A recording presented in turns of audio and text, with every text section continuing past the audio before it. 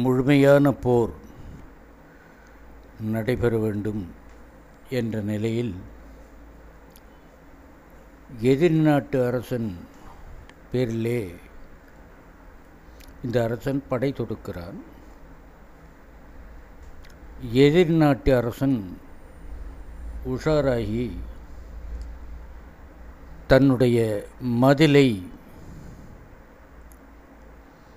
மதில் வாயிலை அடைத்து கொள்கிறான். மதில் மேலே வீரர்களை எல்லாம் நிறுத்தி வைத்திருக்கிறான்.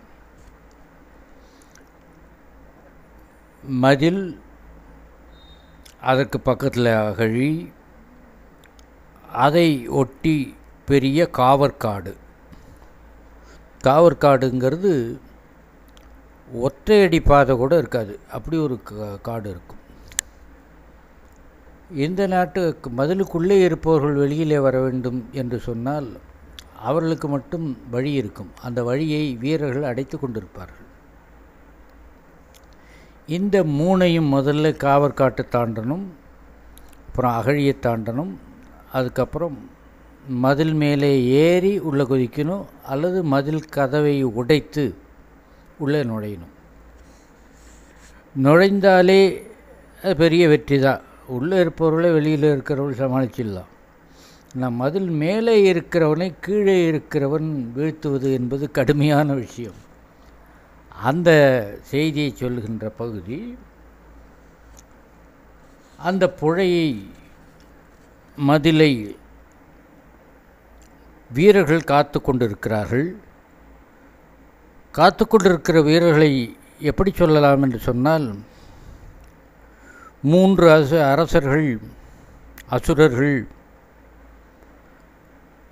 திரிபுரம் என்பதை உண்டாக்கி, தங்கத்திலே ஒரு கோட்டை, வெள்ளியிலே ஒரு கோட்டை, இரும்பிலே ஒரு கோட்டை. கோட்டை என்பது ஒரு சின்ன அளவில் அல்ல, ஒரு பெரிய ஓரளவுக்கு தயாரித்து கொண்டு, அது இயங்கும் கோட்டை, பறக்கும் கோட்டையாக வைத்துக்கொண்டு, அந்த கோட்டையோடையே அப்படி ஒரு ஊர் மேலே வந்து இறங்கி ஊரில் இருக்கிறவர்களெல்லாம் நசுக்குவதுன்னு இருந்தார்கள். அதை சிவபெருமான் கண்ணாலே பார்த்தார். தேவரெல்லாம் முறையிட்டார்கள். திருமால் துணை செய்ய சிவபெருமான் ஒரு சிரிப்பு சிரித்தார். அந்த 3 கோட்டைகளும் அழிந்தது என்று திரிபுரம் அழித்த வரலாற்றிலே வரும்.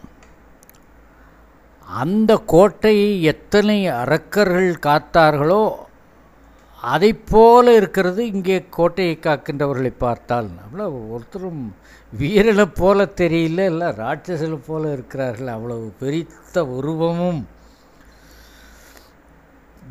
பெரு வீரமும் முரட்டுத்தனம் உள்ளவர்கள் என்று பொருள். அந்த மதிலை காப்பவர்கள் கீழே இருப்பவர்களை, மதிலை முற்றுகையிட்டிருப்பவர்களை எளிதாக கொலை செய்ய முடியும். அதனாலே கீழே இருப்பவர்களை தேவர்களுக்கு விருந்தாக்குகிற வேலையை அவர்கள் செய்து கொண்டிருந்தார்கள். இதில் காவற்காட்டிலே முதல்ல போர் நடக்கும். அங்கேயே சில வீரர்கள் இருந்து காவப்பாங்கல்ல. அதில் காவற்காட்டில் இருந்த நொச்சி வீரர்கள் ஒழிஞர்களை பல பேரை காவற்காட்டிலே கொண்டுகிறார். ஏன்னா அவங்க ஊர் காட்டில் எதெல்லாம் இங்கெல்லாம் ஒழியலாம்னு அவங்களுக்கு தான் தெரியும், வர்றவனுக்கு தெரியாது. வர்றவன் ஏமாளித்தனமாக ஒரு பாதையை கட்டுறோன்னா அந்த பாதையில் வருவான், அங்கே இடுக்கில் நின்றுட்டு அவனை அடிச்சிடுவான். இதில் கொஞ்சம் மாயப்போர் இருக்கும், நேருக்கு நேர் நின்று செய்கிற போர் இருக்காது, மாயப்போர் இருக்கும்.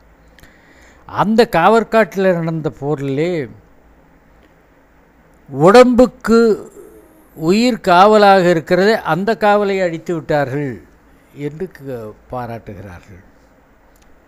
மதில் என்பது நாம் நினைப்பது போல சுற்றுச்சுவர் அல்ல. தஞ்சாவூரில் போய் பார்த்தா தெரியும் உங்களுக்கு. இந்த மதிலில் ஒரு வண்டி போகிற அளவுக்கு மேலே இடம் இருக்கும்.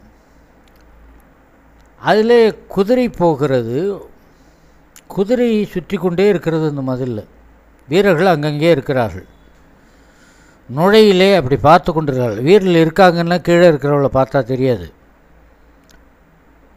அந்த வீரர்கள் அம்பு போடுவார்கள். மதில் மேலே ஒரு குதிரை மட்டும் குதிரைப்படை சுற்றி கொண்டே இருக்கும். அந்த குதிரைப்படைக்கு கீழே இருந்து மதில் கீழே இருக்கிறவன் குதிரை மேலே அம்பு போடலாமான்னு யோசிக்கிறான். அப்போ செய்யாது அப்படி பண்ணாதேங்கிறான். ஏன்னா அந்த குதிரை நீ நினைப்பது போல் மதிலுக்குள்ளே சுற்றி கொண்டிருக்கிற குதிரை அல்ல. இப்போ தற்கொலைப்படைங்கிறாங்கள, அதை போல் குதிரை அது.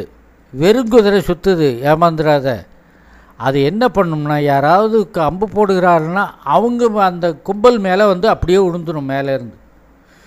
அந்த குதிரை இறக்கும், அது வேறு விஷயம். ஆனால் குதிரை நசுக்குனா நீ இறந்துடுவ, அதை மறந்துடாது. தாங்கன்மின் அதை ஒன்றும் செய்யாதா அப்படிங்கிறான். அந்த மதிலே அரணுங்காக்கின்றவர்களோடு கீழே இருப்பவர்கள் போர் செய்கிறார்கள். சில நேரத்திலே அந்த போரிலே மதில் மேலே இருப்பவர்களை கீழே இருப்பவர்கள் வென்று விடுவார்கள். அது ரொம்ப அசாத்திய திறமை கீழே இருப்பவர்களுக்கு இருக்குமானால் அது நடக்கும். அந்த மதிலை கைப்பற்ற வேண்டும் என்பதற்காக மதில் மேலே இருப்பவர்களோடு கீழே இருப்பவர்கள் செய்கின்ற போரிலே ஒரு உற்சாகம் வர வேண்டும் என்பதற்காக கீழே இருக்கிறவன் என்ன பண்ணுவான்னா, இது முன்னையும் வந்தது, உன் பொண்ணை கொடுக்குறியான்னு கேட்பான். எப்பேற்பட்ட ஒரு தந்தைக்கும் கண்டப்பே வந்து பொண்ணு கேட்டான்னு சொல்ல கடுங்கோவும் வரும். வடவா ஓ யோகியதை இல்லை, நீ என்ன பொண்ணு கேட்கறது? பெண்கள் குறைவாக இருக்கிற சமுதாய காலம் அது என்பதையும் நாம் நினைப்பு வைத்து கொள்ள வேண்டும். பெண்கள் குறைவு. சுயம்வரம் நடந்தது என்று சொன்னாலே நமக்கு அந்த ரகசியம் புரியும். பெண்கள் குறைவுன்னு அர்த்தம்.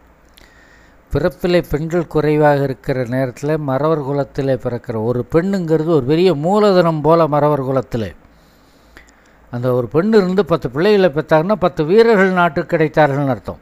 வேறு குடும்பங்கள் எல்லாம் பிள்ளைங்கள் பிறந்தாங்கன்னா அது தண்டச்சோராக கூட பலது போயிடும். மறவர் குலத்தில் பிறந்தவன் என்று சொன்னால் அது ரொம்ப அப்பேற்பட்ட பொண்ணை உனக்கு கீழே இருக்கிறவன் நீ ஜெயிப்பியோ தொப்பியோ இல்லை இன்றைக்கி பொழைச்சிருப்பியோன்னு தெரியாது, நாளைக்கெல்லாம் உயிரோடு இருக்க போகிறேன்னு தெரியாத ஒருத்தன் வந்து பொண்ணு கேட்குறான்னா அவன் சொன்னால் மேலே இருக்கிறவன், இப்போ நீ பொண்ணு கேட்குற, எங்கள் வீட்டுக்கு நீ வந்து பாரு ஒரு நாள், இந்த யுத்தம்லாம் முடிஞ்சோடனே நீ பொழைச்சி கிடந்தீங்கன்னா எங்கள் வீட்டுக்கு அழைச்சிட்டு போய் காட்டுறேன். என் பொண்ணு படுத்துக்கிறதுக்கு ஒரு கட்டில் பண்ணியிருக்கோம், அந்த கட்டிலில் 4 கால் இருக்குல்ல, இதை போல் பொண்ணு கேட்டவன் யானை மேலே வந்தவன் யானையை வெட்டி அவனை வெட்டி அந்த யானை தந்தத்தை எடுத்து செஞ்சு கால் போட்டிருக்கோம், இனிமேல் இந்த வார்த்தையை பேசாதே என்று.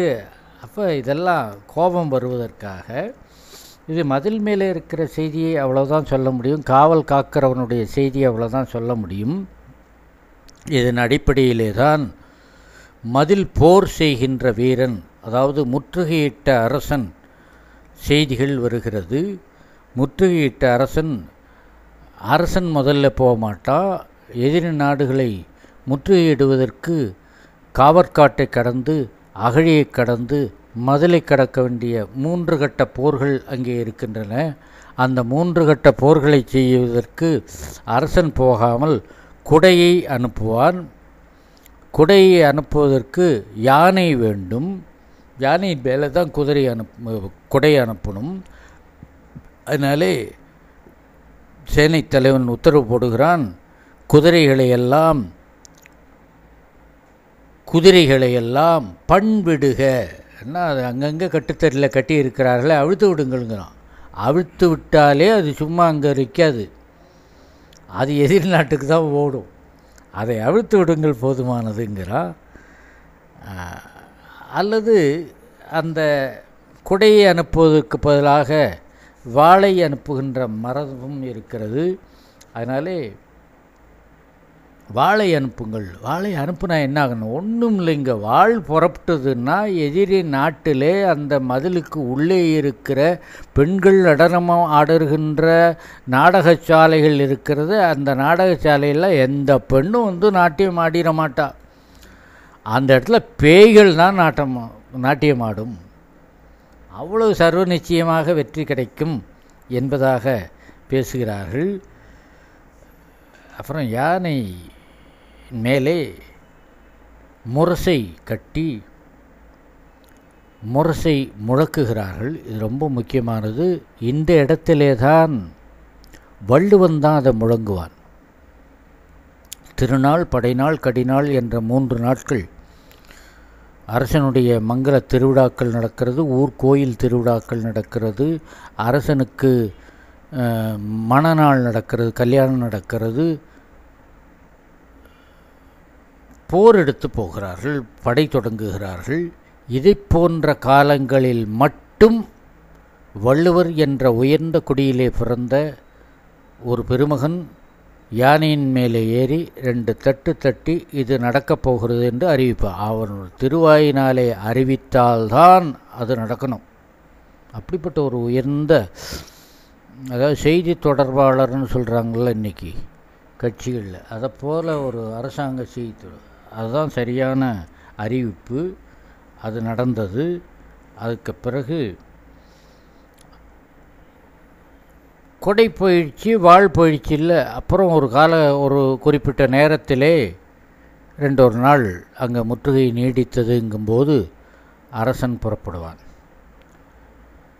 அவன் புறப்படும்போது அவனுக்கென்று இருக்கிற தனி அரசாங்க படையும் உடனே புறப்படுகிறது. அந்த படை அகழிகளை எல்லாம் கடந்து மதில் இடத்திலே நேரே நெருங்குகிறது. அது கொஞ்சம் பயிற்சி பெற்ற பெரிய படை. அவன் காவற்காட்டை ரொம்ப எளிமையாக கடந்து போகிறான், மதிலில் ரொம்ப எளிமையாக நீந்தி போகிறான்.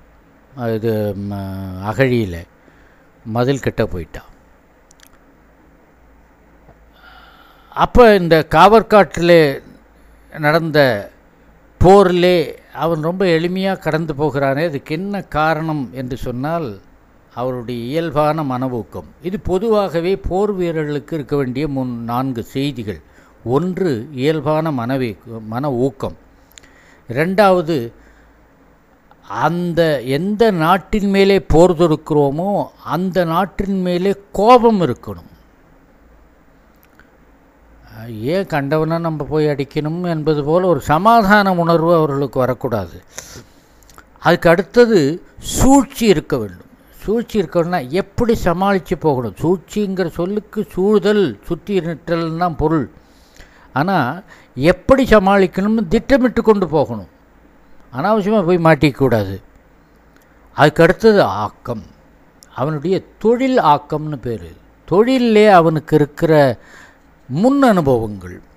இதனாலே அவன் காவற்காட்டை எளிமையாக கடந்து போகிறான், அரணிடத்திலே போகிறான்.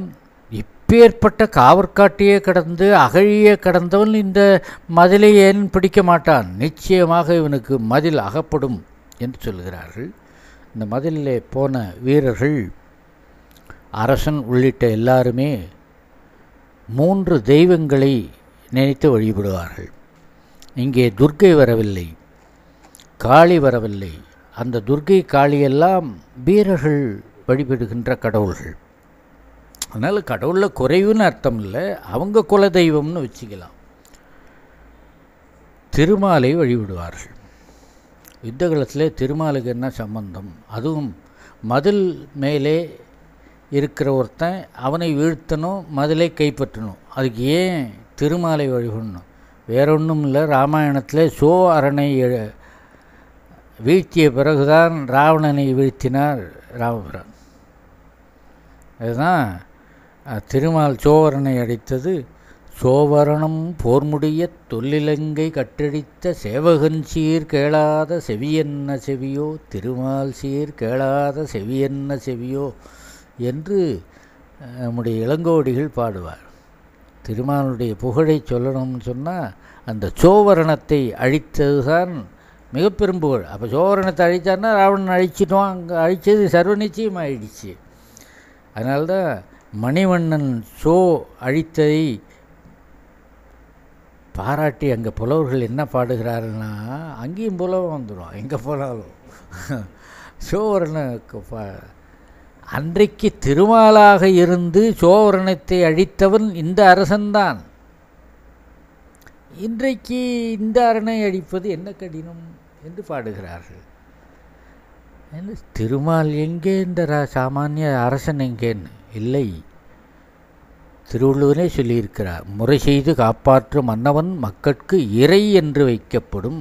தெய்வமாகத்தான் ராஜாவை நினைக்கணும். அதுவும் எந்த தெய்வமாக நினைக்கணும்னு அதுக்கு உரை எழுதின பரிமேலழகர் எழுதினார்.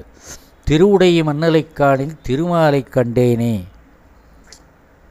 ஒரு முறையாக அரசாட்சி செய்வ ஒரு அரசனை பார்க்கும்போது மகாவிஷ்ணுவே பார்க்கறது போல இருக்கிறது என்று கொள்ள வேண்டும். ஆக திருமாலும் காத்தல் தொழில் செய்பவன், அரசனும் காத்தல் தொழிலை செய்பவன் என்பதனாலே அந்த தெய்வத்தை இந்த அரசனும் வீரர்களும் கருதுவார்கள். அதுக்கு அடுத்தது சிவபெருமான் என்ன அப்படி ஒன்றும் அரணை அழிக்கவில்லையான்னு இப்போ தானே சொன்னோம். 3 அரண்களை அவன் அழித்தான் என்று. அதனாலே அந்த 3 அரண்களை அழித்த சிவபெருமானுடைய திருநாமத்தை சொல்லி எல்லாரும் ஒழிஞ்சப்பூ சூடிக்கொள்வார். அப்போ தான் ஒழிஞ்சப்பூ சூடிக்கொண்டே வரமாட்டார்கள். மற்ற போர்களில் அங்கே இது கிளம்புற இடத்துலையே பூ சூட்டிக்கொள்வார்கள். இங்கே இடத்துல ஒழிஞ்சப்பூவை அந்த மதில் கிட்ட வந்த உடனே தான் சூட்டிக்கொள்வார்கள். அதுக்கப்புறம் முருகப்பெருமானை நினைப்பார்கள். என்றால் முருகப்பெருமானும் கிரௌஞ்சகிரியை அழித்தவர், குன்றெறிந்த முருகவேள் என்று இறையனார் கலவியில் உரையாசிரியர் சொல்லுவார்கள். கிரௌஞ்சகிரியை அழித்தவர் ஆகையினாலே அந்த கிரௌஞ்சகிரியை அழித்த முருகப்பெருமானை வழிபட்டு அவனை பாராட்டுவார்கள். ஒரு நாளோ 2 நாளோ அந்த மதிலுக்கு பக்கத்திலே பதுங்கி இருப்பார்கள். கோபம் பதுங்கி இருக்காது, ஆனால் ஆட்கள் பதுங்கி இருப்பார்கள். அரசன் கூட பதுங்கித்தான் இருப்பான். ஏன்னா அந்த மதிலினுடைய நிலையை சரியாக தெரிந்து கொள்ள வேண்டும். அந்த நேரத்திலே அங்கே எதிரிகளுக்கு பெண்களெல்லாம் கள் கொடுப்பார்கள். இவர்களுக்கு கண்ணிலே நெருப்பு கொப்பளிக்கும். அப்போ அந்த கள் குடித்து மேலே கனன்றிருக்கிற வீரர்களை பார்க்கும்போது கீழே இருக்கிறவனுக்கு ஒரு சந்தேகமே வரும். எப்பா இவ்வளோ முஸ்தீப்போடு இருக்கிறான், இந்த மதிலை கைப்பற்றுவது என்பது கடினமானது தான் என்பது போன்ற ஒரு பிரமிப்பு வரும். இது எதுக்காக சொல்லப்படுவதுன்னா, இந்த வீரர்கள் எதையும் சின்னதாக நினச்சிக்கிட்டு பெருசு வந்துருச்சுன்னா பயம் வரும். 100 ரூபா செலவாகும்னு ஒருத்தன் சொல்ல, நம்மளும் 100 ரூபா எடுத்துகிட்டு போய் அங்கே நிற்கும்போது 1736 ரூபான்னா சத்தம் போடாமல் காதை தொங்க போட்டுட்டு வீட்டுக்கு வர வேண்டியது தான். இல்லைங்க அது ஒரு 2000 ரூபா வரைக்கும் ஆகும்னா 1500 ரூபான்னு சொன்னோம்னா ஒரு சந்தோஷம் வரணும். பரவாயில்ல, ஒரு 500 ரூபா குறைச்சலாக தான் இருக்குது. போரை குறைச்சி மதிப்பிடக்கூடாது.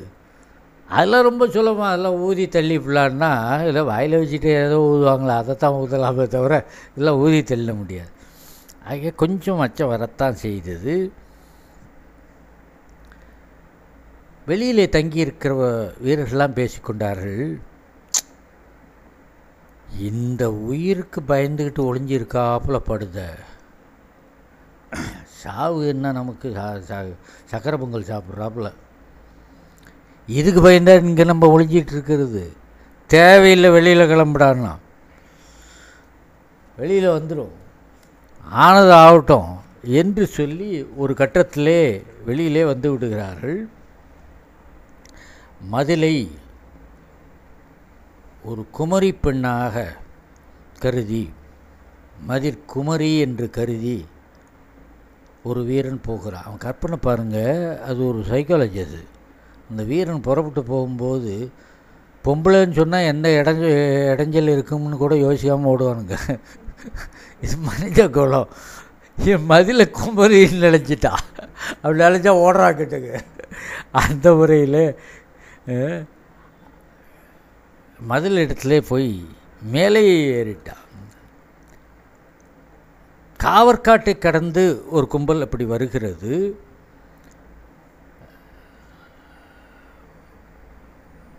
படை மறவர்கள் நடனமாடிக்கொண்டே போனார்கள். இதில் நடனமாடிக்கொண்டே போகுதுன்னா, யுத்தத்திலே அது ஒரு சிறப்பு இருக்கிறது.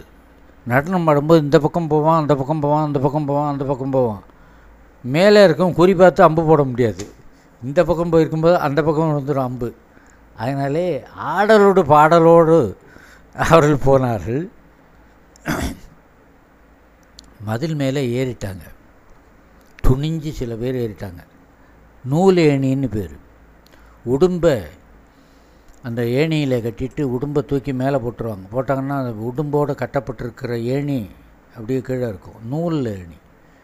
அதை முள்ளமாக பிடிச்சிட்டு அந்த மதில் மேலேயே காலை வச்சு மேலே ஏறிடலாம்.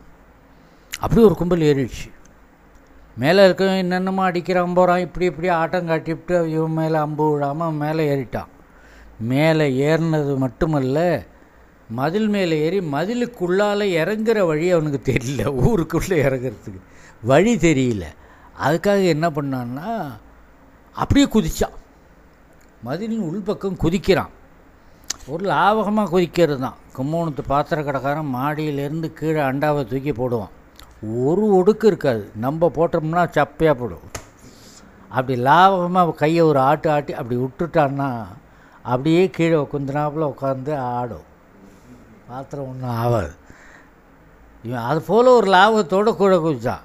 இதை எப்படி சொன்னான் பக்கத்தில் இருக்கிற வீரன், நல்லா குதிச்சாடானா? நான் நல்லா குதிச்சேன். எதை போல் இருந்தது நம்ம குதித்ததுன்னா, கீழே மாமிசத்தை கண்ட பறவை மேலே நேராக போயிட்டுருக்கோம், கீழே மாமிசம் தெரியும். அது ஒன்றும் அப்படியே விமானம் இறங்குவது போல் ஓடுதளத்துக்கு அப்படி வராது கிட்டக்க. அப்படியே நேர்குத்தாக இறங்கும். அதை போல் நேர்குத்தாக நம்ம இறங்கிட்டோம் என்று அவர்கள் பேசிக்கொண்டார்கள். அகழிக்கு பக்கத்திலே சில பேர் நின்றவர்கள் அதே போல் அகழியிலே குதிச்சு, அது பெரிய முதலையெல்லாம் இருக்குது அந்த அகழி. அந்த அகழியிலிருந்து மேலே ஏறினார்கள். இந்த அகழியில் ஏறும்போது மட்டும் அகழி கரையிலே இருந்த சில வீரர்களும் மதில் மேலே இருந்த சில வீரர்களும் அம்பு போட்டு அகழியிலே இறங்கி நீந்தி வருகின்றவர்களை முதலை கவ்வவில்லை, நம்ம அம்புகள் கவட்டும் என்று அப்படி அம்பு போடுறாங்க. அம்பு போட்டு அவங்க ரத்தமெல்லாம் அந்த அகழியில் பரவுது. நேற்று வரைக்கும் அகழியில் நல்ல தண்ணி இருந்தது, இன்றைக்கி என்னடான்னா சிவப்பு தண்ணி இருக்கிறதே என்று ஆச்சரியப்பட்டார்கள். ஏணி சாத்துதல் அப்படின்னு ஒரு பழக்கம். இது நூல் ஏணி அல்ல, நிஜம் ஏணிகளே கொண்டு வந்தாங்க. மதில் போர் செய்ய வருபவர்கள் கருவிகளோடு சேர்த்து ஏணிகளையும் கொண்டு வருவார்கள். மதிலின் உயரத்துக்கு ஏணிகளை கொண்டு வருவார்கள். ஏணிகளை இவன் சாத்தணுன்னா மதில் மேலே இருக்கிறவன் என்ன பண்ணான்னா கற்பொறி கொண்டாந்து மாட்டிட்டான். அது என்ன பண்ணணுன்னா கூழாங்கல்லாக இருக்கும் பெருசாக பக்கத்தில், ஒவ்வொரு கல்லாக தூக்கி தூக்கி போடும். மிஷின் அது, ரோபோ. ஒவ்வொரு கல்லாக தூக்கி போடும். அந்த வழியில் யாரும் ஏற முடியாது. அது ஒன்றும் குறி பார்த்து போட்டுறாது. அடுத்தது பாம்பை விட்டுருவாங்க. அடுத்தது கடி குரங்குன்னு ஒன்று இருக்குது. அது கிட்டக்க போனோன்னா கடிச்சிடும். நெஜங்குரங்கு அல்ல அது. பொறியில், எந்திர பொறியில் செஞ்சுருக்கிறது. வழியிலேயே இருக்கும் மதிலில். அது இவன் என்னமோ ஒரு வாயில் இருக்கிறதே இதில் கால் வைக்கலான்னு வைப்பான். அப்படி அமைக்கிறோம். அது ஐயோ ஏழு கத்திட்டு இருப்பானே தவிர கால் பிச்சுக்கிட்டு வந்தால் தான் இவன் வெளியில் வர முடியும். அதுபோல் வில்லில் இருந்து சில இடத்துல அம்புகளையும் மாட்டியிருப்பான். வில் அப்படியே இருக்கும். தானாக ஒவ்வொரு அம்பாக எடுத்து போடும். அது அங்கே ஆள் இருந்தாலும் இல்லாட்டி அதை இயக்கி விட்டு அது போட்டுக்கிட்டு இருக்கும். இப்படி இதையெல்லாம் தள்ளி தள்ளி தள்ளி இந்த ஊழிய வீரர்கள் மேலே ஏறிட்டாங்க. பல பேர் ஏறிட்டாங்க. மதில் மேலே இருக்கிறவர்கள் உடனே இந்த மேலே ஏறினவர்கள்லாம் சுற்றி வளைத்தார்கள். இத்தனை தடையும் தாண்டிட்டு மதில் மேலே ஏறிட்டு ஏன்னு சொல்லி அவள் சுற்றி வளைத்தார்கள். மற்போர் செய்கிறார்கள். அங்கே மதில் மேலே இருந்து விற்போர் வாழ்ப்போர்லாம் செய்ய முடியாது. விற்போர் செஞ்சாங்கன்னு வச்சுங்க, அம்பு விடுவான். அப்படியே மதிலை தாண்டி ஊருக்குள்ளே விழுந்துருச்சுன்னா ஊரில் அப்போ தான் காய்கறி வாங்கிட்டு ஒருத்தன் கடத்தூர்லேருந்து வீட்டுக்கு போயிட்டுருப்பான். அவன் மேலே போய் விடும். அதனால் அங்கே பண்ணக்கூடாது. மதில் மேலே மற்போர் செய்கிறார்கள். அது பாம்பும் உடும்பும் கட்டி போர் செய்வது போல அவருடைய போர் அமைந்தது. அந்த அரணத்திலே இருக்கிறவர்கள் மீண்டும் இறங்குவதற்கு வழி தெரியாமல் மதில் மேலே இருந்தவர்களையெல்லாம் வீழ்த்தி மீண்டும் முன்னே குதித்தவர்களைப் போல இவர்களும் குதித்தார்கள். அது ஒரு பெரிய பறவை கூட்டமே குதித்தது போல இருந்தது. உள்ளே என்ன நடந்து கொண்டிருந்தது? மதிலுக்குள்ளே இருக்கிறவன் இப்படி ஒரு மதில் இருக்குது, மதில் மேலே வீரர்கள்லாம் இருக்கிறார்கள், அதுக்கப்புறம் அகழியில் இருக்குது, அதுக்கப்புறம் காவற்காடு இருக்குது, இங்கெல்லாம் வேற்று நாட்டவர்கள் வந்திருக்கிறார்கள், வேற்று நாட்டவர்களுக்கும் நம்ம நாட்டு படைக்கும் சண்டை நடக்கிறதுங்கிற விஷயமே தெரியாமல் ரொம்ப ஆனந்தமாக வாழ்க்கை நடத்திட்டு இருக்காங்க. மக்களுக்கு அச்சுறுத்தாமல் இருக்க வேண்டும் என்பதற்காக மக்களுக்கு அது தெரிவிக்கவில்லை. மதிலுக்குள்ளே இருக்கிறவர்களுக்கு அந்த செய்தி தெரியாமல் எல்லாரும் அவர்களுடைய காம இன்பங்களிலே நுகர்ந்து கொண்டிருக்கிறார்கள். இது ஒரு பொருள். மதிலுக்குள்ளேயும் வீரர்கள் இருக்கிறார்கள் தானே. அந்த வீரர்கள் இவங்க குதித்ததை பார்த்த பிறகும் அவன் பொண்டாட்டியோட ரொம்ப சுகமாக தோள் மேலே கை போட்டுட்டு போயிட்டுருக்கானா. ஏடா வீரன் தானே, அதை எதிரி வீரர்கள்லாம் உள்ளே குதிக்கிறான், வரட்டுமே, கிட்டக்க வரட்டும், வந்தப்புறம் 2 தட்டு தட்டுனா வந்த வழியில் ஓடி போகிறான், அதுக்கு ஏன் இப்போ அலட்டிக்குவாளேங்கிறான். ஆக போருக்கு பற்றி அவன் ஒரு செய்தியாகவே நினைக்கல. அது அனிச்ச செயலாக உடுக்கை நெகிழ்ந்தால் எப்படி கை போய் அதை உடனே சரி பண்ணுமோ அதுபோல் கிட்டக்க வந்தால் 2 தட்டு தட்டுனா போகிறாங்கிற அளவுக்கு அந்த போர் வீரம் என்பது அவர்களுக்கு ரொம்ப சாதாரண செய்தியாக போய்விட்டது. உள்ளே இருக்கிற போர் வீரர்களை ஒழிஞ்ச போர் வீரர்கள் சண்டை போட்டு வெற்றி கொள்ளுகிறார்கள். வெற்றி கொண்ட உடனே முரசத்தை போய் அடிப்பார்கள். முரசத்தை அடிப்பதுங்கிறது 2 நிலையிலேயும் செஞ்சாங்க.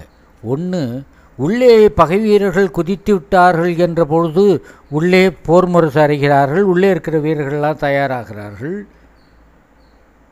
புறத்தே இருந்து வந்தவன் நான் கடுமையாக போரிடுவேன் என்று வஞ்சனம் செய்து கொள்ளுகிறான். இத்தனை பேரும் இவ்வளவும் நடக்கும்போது வெளியில் சில பேர் இன்னமும் உள்ளே வர முடியாமல் தவிச்சிட்டு நிற்கிறான். இருக்க தானே செய்யும். சோப்பலாங்க என்ன போல் சில பேர் இருப்பான்ல, அவன் வெளியில் இருக்கான். ஆனால் அவனுக்கும் ரோஷம் வந்துடுச்சு. அதாவது நம்ம வீரர்கள் பெரும்பாலும் போயிட்டாங்க உள்ளே, நம்ம மட்டும் மிச்சப்பட்டோம், நம்ம என்ன இடம் உள்ளே போகிறது. ஒரு சபதம் வைப்போம். போர் வீரர்கள் நம்மெல்லாம் அங்கங்கே சாப்பிட்றதில்ல, இங்கங்கே ஹோட்டலும் இந்த காலத்தில் இல்லை. சாப்பாட்டுக்கு அரிசி, பூ, மிளகா, புளி எல்லாம் வச்சுருக்கோம்.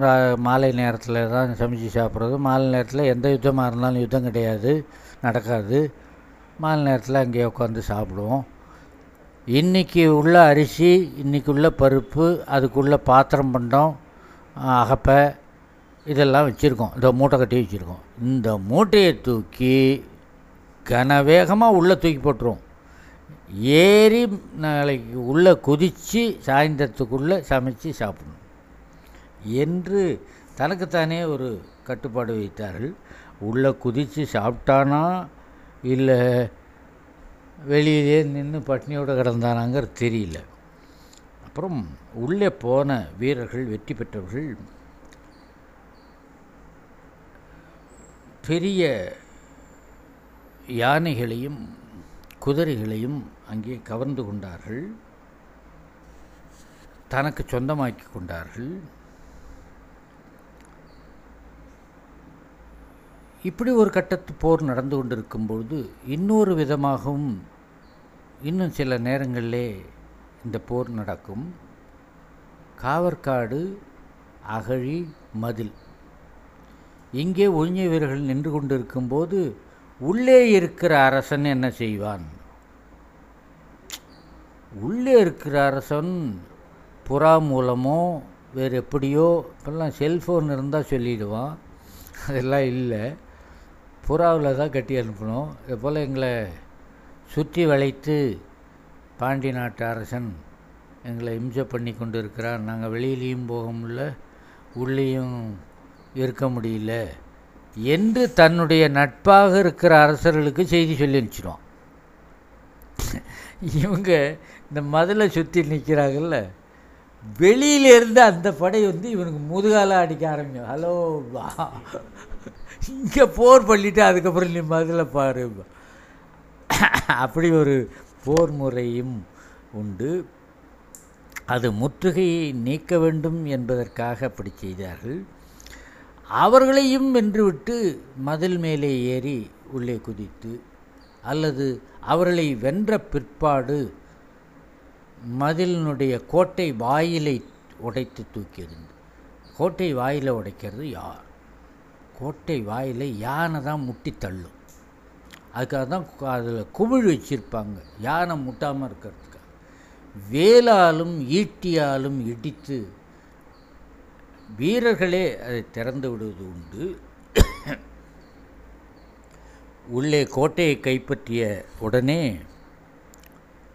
இத்தனை நாள் நம்மளை வெளியில் நிற்க வச்சுருந்தானேங்கிற ஒரு கோபத்தில் அந்த மாடங்கள், உள்ளே இருக்கிற அழகான கட்டடங்கள் எல்லாவற்றையும் இடித்து தரைமட்டமாக்கி கழுதையை ஏறாக பூட்டி, கழுதையை பூட்டி அதன் கருத்தில் நுகத்தடியை வச்சு அதிலே விதை விதைப்பார்கள். என்ன விதைன்னா முள் விதை, கவடின்னு பேர். கழுதியர் கொண்டு கவடி வித்தல் அப்படியும் உண்டு. வரகும் கொள்ளும் விதைப்பார்கள். இது நல்ல ராஜா. வரகும் கொள்ளும் விதைத்தான்னு சொன்னால் அது கொஞ்சம் பயன்படும்ல, இல்லை விளைச்சல் வர்ற அன்றைக்கி கொஞ்சம் பயன்படும். ஆனால் நவதானியங்களிலேயே வரகும் கொள்ளும் அதிகமாக பயன்பாடில்லாதது என்பதாக கருதிய காலத்திலே வரகும் கொள்ளும் வைத்தார்கள். வாளுக்கு சிறப்பு செய்தார்கள். வெற்றி பெற்ற வாளுக்கு சிறப்பு செய்வது தான் களவேள்வின்னு பேர். களவேள்வி 2 வகையாக செய்யலாம். ஒரு பெரும் யுத்தம், தும்ப யுத்தம் முடிந்தவுடனே அங்கே மிச்சப்பட்ட குதிரைகள், யானைகள் போன்ற விலங்குகளையெல்லாம் வீரர்களுக்கு தானமாக கொடுத்துவிட்டு இறந்து போன உயிர்களையெல்லாம் ஒரு பெரிய நெருப்பு மூட்டி அதிலே போட்டு அவிப்பது தான் களவேள்வி. ஏன்னா பரம்பரையாக ஆள் இருந்து அவங்க கிரியைகள் செய்வதற்கு வாய்ப்பில்லாமல் தானே போகும். அதை மொத்தமாக அரசனே செய்கின்றது தான் களவேள்வின்னு பேர். மதிலுக்குள்ளே பனை முழங்க அரசன் புகழ் ஓங்கும்படியாக வெற்றி பெற்ற அரசன் தீர்த்தம், பூ ஆகியவற்றை வாளுக்கு சிறப்பு செய்வது போல, வாளை நட்டு அதற்கு சிறப்பு செய்வது போல ஒரு வேள்வி நடத்துவது உண்டு. முன்னே ஒரு வீரன் இந்த மதிலை குமரி என்று சொல்லிவிட்டு ஓடிப்போய் மேலே ஏறினான். இப்போ அரசனே இந்த மதில் குமரிதான், இந்த குமரியை நான் மணக்கிறேன் என்று மணப்பான். அதை புலவர்கள் பாட்டு பாடுவார்கள். குமரியை கூடிய அரசன் என்று புலவர்களெல்லாம் பாட்டு பாடுவார்கள். அந்த இடத்திலே என்ன நிகழ்ச்சி நடக்கும்னா முடிசூட்டி கொள்வார், அரசன் முடிசூட்டி கொள்வார். இது ஒரு பக்கம். இன்னொரு பக்கம் இந்த பெண் காரணமாக இந்த மதில் போர் வரும்.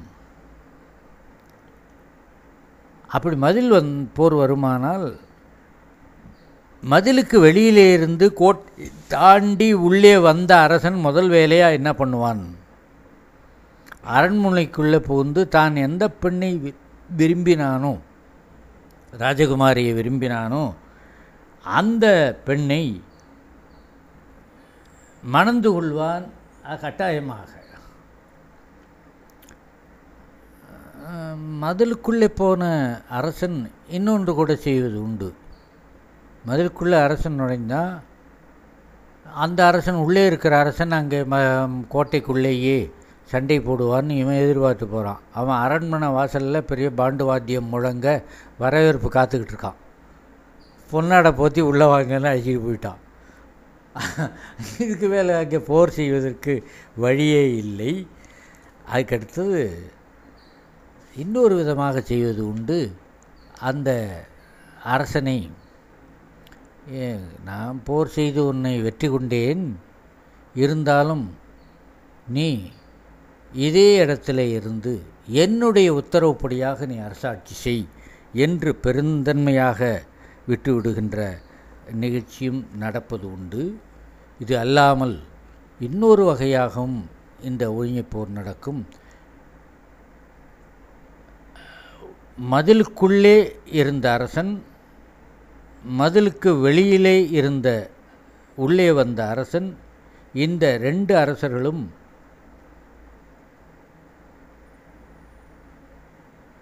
போர் செய்து போருக்கு முடிவிலே நமக்குள்ளே இந்த விரோதம் இனி தேவையில்லை என்று சமாதானப்பட்டு இந்த போர் அப்படியே தொடச்சிடுவோம் என்று விட்டு விடுவது. ஆக 3 நிலைகளிலேயும் இந்த மதில்போர் என்பது முடிவுக்கு வருகிறது.